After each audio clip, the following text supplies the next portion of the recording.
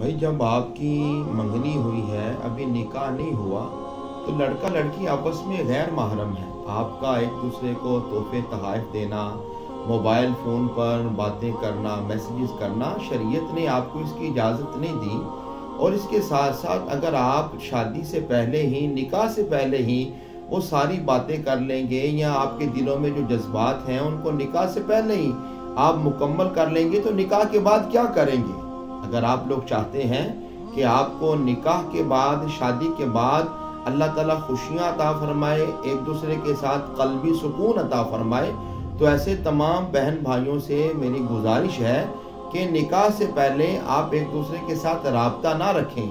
آپ کے والدین نے جس کو آپ کے لیے پسند کر لیا، آپ نے بھی جس طرح کہ تھوڑا سا ایک تصویر وغیرہ میں دیکھ لیا، تو آپ آپس میں گفتگو کو شروع نہ کریں۔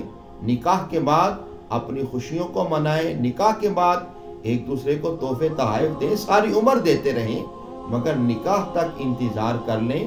اللہ تعالیٰ آپ کو اس کی برکتیں عطا فرمائے گا۔